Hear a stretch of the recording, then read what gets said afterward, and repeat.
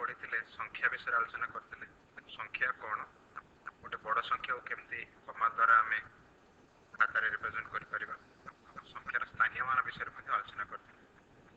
गोटे गाणितिक समीकरण केमती समाधान करवा ता विषय देखते आम प्रथम क्लास जो आम गाणितिक समीकरण कहे चारोटी प्रक्रिया को नहीं गठित होता है मिश्रण फेड़ाण गुणन हरण तेणु आज आम से हरण प्रक्रिया आलोचना करवा आम विभाज्य आम विभाज्यतार गुड़ाए सूत्र रही ता विषय आज आम आलोचना करवा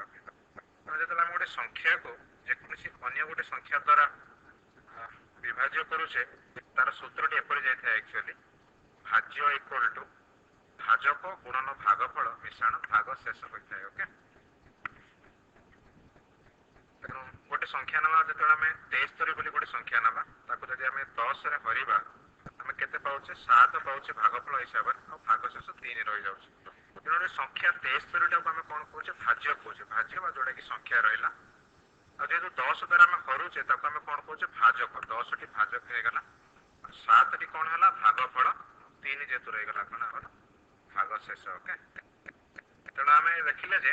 संख्या 63 आम केमती पाइबा 10 गुणन 7 मिश्रण 3 मिसेला आम कोन पूर्ण संख्या 63 पाइजो तेणु भाज्य इक्वल कोन हेला एठी हम भाजक गुणन भागफल मिश्रण भाग शेष ओके तेणु जेकोनी संख्या को जदि आम हरिया मानकर हम गोटे संख्या नेबी